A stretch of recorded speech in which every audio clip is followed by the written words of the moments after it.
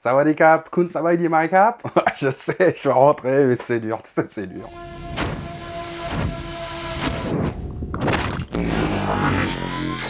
Bonjour à tous, ravi de vous retrouver pour les news moto du samedi. La dent, alors c'est bon, c'est réglé. Merci pour vos messages de soutien. En revanche, alors tout le reste part en sucette. Hein. Mais alors à un point, vous n'imaginez pas. Pardon, je vous raconte un peu ma vie. Mais vous allez voir que ça va pas être sans incidence sur la chaîne. Il n'aura peut-être pas échappé à certains que je suis donc retourné en Thaïlande quelques jours, en partie pour mon projet numéro 2. C'est d'ailleurs pour ça que je commence discret, tous à vous habituer à entendre parler thaïlandais. Hein. On a le temps d'en reparler, vous inquiétez pas. Bon, alors donc j'arrive à Koh Samui. Je suis super content jusqu'à ce que le tapis bagage s'arrête, sans m'avoir livré ma valise, qui, je l'ai appris que le lendemain matin, avait décidé donc de passer ses vacances ailleurs. Voilà, à Singapour, pour être précis. Donc c'est pas tout près. Hein. Alors 2 jours plus tard, on me l'a livré à l'hôtel, donc pas de problème. Le problème, c'est qu'en rentrant à Paris, elle m'a refait le même coup, la coquine. Ma valise a encore fugué. Sauf que là, elle n'a toujours pas donné signe de vie. Pourquoi je vous raconte tout ça? Parce que j'avais les 3/4 de mes chemises hawaïennes dedans. Rendez-moi ma valise. Non, c'est pas une blague en plus. Ah, je suis dévasté. Ah, je suis dévasté. Toutes mes chemises hawaïennes. Celle-là, je l'ai rachetée sur place. Et je l'avais dans le vol de retour. Donc voilà quoi. On m'a dit que dans certains cas, bon voilà, on avait déjà vu des valises revenir toutes penaudes, pour ne pas dire la queue entre les jambes, parfois jusqu'à 3 semaines après avoir lâchement pris la tangente. Bon, on verra. Mais comme en ce moment, j'ai un peu la loose internationale, je serais pas surpris si je ne la revoyais jamais, cette valise bleue, claire, si toutefois vous en voulez passer une, eh ben n'hésitez pas. Ah ouais, aussi j'avais une partie de mon matériel de tournage. Ah bah ouais, parce que sinon ça serait pas drôle, hein, donc des bras GoPro, des perches pour mon Insta360, des supports quadlock pour mettre mon téléphone sur les 2 roues que je loue sur place en général, hein, histoire de pas me paumer dans les îles. Bon, ça va, les caméras, tout ça, c'était pas dans mon bagage à main, mais j'ose même pas faire le calcul de combien ça va me coûter cette histoire.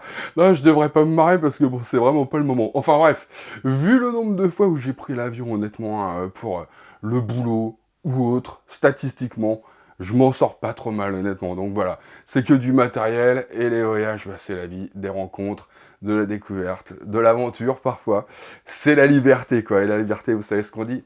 Ça n'a pas de prix, ça vous le savez. Bref, je parle trop comme d'habitude, c'est vrai. Aujourd'hui au programme, donc, la Harley-Davidson Street Fighter, un casque à rail qui devrait plaire à pas mal d'entre vous, je l'espère. Un brevet Honda qui fait peur, et la petite dernière de Royal Enfield avec laquelle nous allons débuter, si vous le voulez bien. Mesdames et messieurs, merci de réserver un chaleureux accueil à la Hunter 350. Alors on en entendait parler depuis déjà un certain temps, depuis un an, au moins du nom. C'est vrai. Mais maintenant, eh bien, c'est une réalité. Alors, vous vous en doutez, logique de plateforme oblige, elle est conçue sur celle que se partagent déjà la Meteor et la classique, à savoir donc la plateforme J-Series. Petite différence, mais notable tout de même, la roue avant, c'est du 17 pouces, alors que bah, sur la Meteor, c'est du 19. Elle perd aussi 30 mm en termes d'empattement, et la selle grimpe à 790 mm, alors que celle de la Meteor est à 765 mm. Tout ça cumulé devrait donc en faire une moto un petit peu plus vive, plus maniable que la Meteor. Le réservoir est un petit peu plus petit aussi, 13 litres au lieu de 15, mais du coup, bah, ça participe à la grosse différence de poids, puisqu'elle ne pèse, elle, que 181 kg en ordre de marche, quand même 10 kg de gagné par rapport à la Meteor. Donc ça, c'est pas mal, et c'est encore facilité, maniabilité à mon avis au programme. Concernant le moteur en revanche, alors là, bah, pas de gros changements, voire pas de changement du tout. On est toujours sur le monocylindre de 349 cm3, déjà vu donc, qui délivre gaiement ses 20 chevaux et 27 Nm de couple. Un seul disque à l'avant, c'est du 300 mm avec ABS bien sûr. Un petit compteur, un peu à l'ancienne certes, mais avec un petit satellite, c'est pas mal. Et ne vous y trompez pas, si le cinémomètre est à aiguille, le reste s'affiche sur des écrans LCD, y compris un petit GPS, etc., un système GPS. Petite prise USB qui va bien, hein, surtout. Et comme souvent chez Royal Enfield, un choix gargantuesque de couleurs Plus, à mon avis, t'es au rayon peinture de chez Casto, il y a tout ce qu'il faut, tu vois. Et tout ça pour la modique somme de, c'est pas encore dit. Elle sera officiellement présentée à Cologne, les amis, au mois d'octobre. Mais sachant qu'une Météor, c'est 4 390 € chez nous, eh ben ma Dragon Ball de cristal me dit que ça devrait avoisiner les 4 100 €. Je verrais bien un prix de lancement à 3 990 hein, pour ma part. C'est bien marketing ça comme prix. Vous voyez, psychologiquement, tu démarres pas par 4000. Hein. Quand tu dis le prix, tu commences par 3000. 190. Hein, c'est vieux comme le monde, mais ça marche toujours aussi bien l'astuce. Hein. Croyez-moi. Côté Arai, en revanche, le prix psychologique, c'est pas... enfin, je sais pas. Quelque part, sur un vieux post-it, ou je sais pas, taillé sur un mur de la boîte, doit y avoir marqué balai steak. Hein. C'est de l'argot japonais. Ça vient du croate balek. Hein. Tu vois le genre? Non mais sans blague. Ils viennent de présenter le MXV Block. Et regardez-moi ça. Ah, si t'aimes les trails. Ah, si t'aimes les casques. Ce machin-là, ça a quand même des chances de t'empêcher de dormir, normalement, tu vois. Ah ouais, bah on le connaît déjà, hein, c'est donc le descendant du VX3, mais en moins mou. Question design, le VX3 à côté, ça faisait un peu une tête de barbe à papa, quoi. Alors que là, tu sens que tu vas avoir la classe. Non mais regarde-moi ça, ces petits angles là, ces petites protubérances agressives à souhait, cette visière taillée au katana, ça doit fendre de la bûche, une visière comme ça, les gars. Mais regardez-moi cette nouvelle déco, baptisée Block surtout. Ce petit camouflage urbain. Ah, c'est pas du furtif ça? Arrête, avec un casque comme ça, tu roules à la défense, même les radars automatiques, ils te voient plus.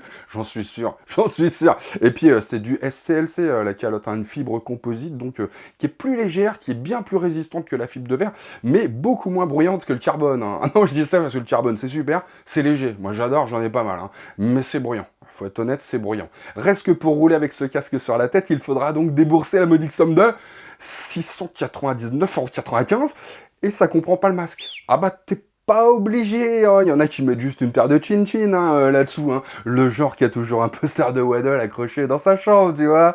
Ah bah ils sont faciles à reconnaître en général, ils ont toujours un mulet hein, qui dépasse du casque. Ouais, non, tu mets un masque, point barre. Hein, tu vois, avec un casque comme ça, tu mets un masque.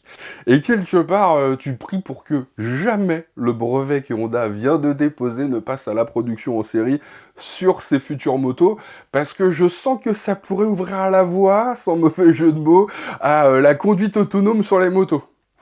Vous me direz, il y a déjà des choses très avancées en la matière, mais tellement plus compliquées à mon avis à mettre en place que ça ressemble juste à de la science-fiction, quoi, vraiment les motos autonomes, quoi. Alors que le maintien dans la voie qui vient d'être déposé par Honda, ça pourrait être le futur proche. Déjà parce que c'est une technologie plus qu'éprouvée, hein, bah, ça fait des années que ça existe hein, dans l'automobile, mais surtout, ça commence même à être proposé quasiment en entrée de gamme dans les voitures, le maintien dans la voie, comme le traction control, les radars d'angle mort, le régulateur de vitesse adaptatif.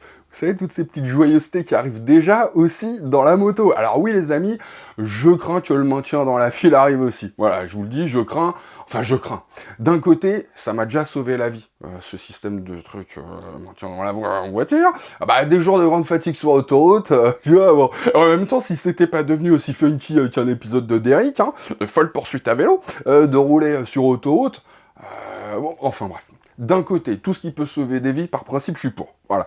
Mais d'un autre côté, j'ai quand même l'impression que ce type d'assistance, comme le régulateur de vitesse automatique, que je trouve génial aussi hein, sur la moto, c'est marrant sur les BM, hein, ça nous rapproche quand même des véhicules autonomes et de la perte de liberté que ça induit, clairement. Donc j'espère que ça restera juste un choix, voilà, qu'on pourra enclencher ou pas. Non mais parce que moi, si quelqu'un souhaite se faire promener par son véhicule, grand bien lui fasse. Mais moi, vous le savez, si je conduis pas, j'achète pas. Bref, ça s'appelle LKS, LKS, enfin, ah ouais, c'est un nom déjà, ouais, je te le confirme. LKS, donc pour les cassos, non, je rigole, pour Lane Keeping Assist System, donc système d'aide au maintien dans la voie, hein, ils ont fait simple. Et en gros, donc, c'est un petit amortisseur de direction, mais motorisé, voilà, qui agit sur le guidon quand les caméras détectent que tu risques d'aller jardiner dans le champ du voisin, au lieu de rester bien sagement sur la route, un dimanche, tu vois. Allez hop, reviens par là, Nicolas, c'est pas le jour d'aller cueillir des pâquerettes sur Saint-Pierre, tu vois le genre. Après, apparemment, si tu décides dans un extrême moment de confiance hein, de te comporter comme si ta moto était un tractopelle, à la Tom Barrer, pour ne pas le citer, et de labourer la pelouse du voisin, hein, tu pousses un petit peu, et hop, en avant Guingamp, ça y va quand même. L'idée de Honda, c'est pas d'être intrusif, hein, c'est juste d'aider. Hein, si tu veux vraiment lui ruiner ses foutus nains de jardin au voisin, eh ben, tu pourras. Ils sont pas rabat-joie chez Honda, quoi. Et puis, ils aiment bien le jardinage, je veux dire. Oh, moi j'arrête pas là, je vais passer la nuit à monter cette vidéo, donc j'arrête.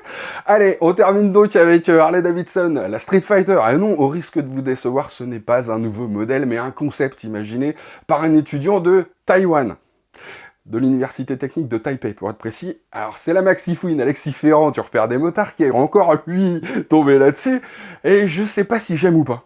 Mais ça me laisse pas indifférent, en fait, cette moto, donc j'avais envie de partager ça avec vous, les amis. J'aime bien l'idée du train avant, à la Bimota Tesi, là, comme le souligne Alexis.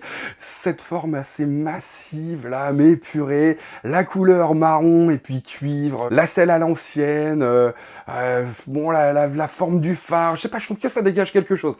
Et en même temps, je sais pas. Bref, sur ce, les amis, aloha. Ce que j'ai contre les nains de jardin, je sais pas, pourquoi tu te sens visé ou quoi?